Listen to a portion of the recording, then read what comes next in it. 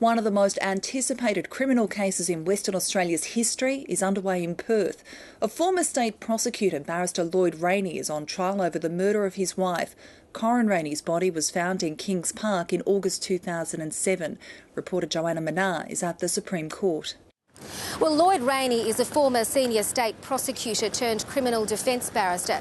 His wife Corryn was a Supreme Court registrar and she disappeared in August 2007 after attending a boot scooting class in the Perth suburb of Bentley.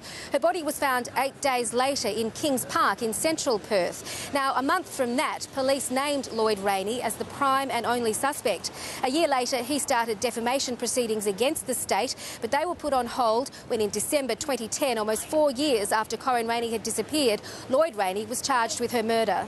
And Lloyd Rayney is a former prosecutor, as you mentioned. There have been some big changes to avoid any conflict of interest. That's right. The case is being handled by the New South Wales Director of Public Prosecutions, and prominent Sydney SC John Aegis is prosecuting the case. They've also had to specially appoint a judge, the former Northern Territory Chief Justice Brian Martin, to hear the case because, of course, Corryn Rayney worked at the Supreme Court. Now, he'll be presiding over the case and it's set to run for about 5 months. So what happens next? What can we expect today?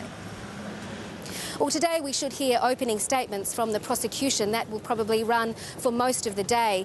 They'll outline detail exactly what the case is against Lloyd Rayney.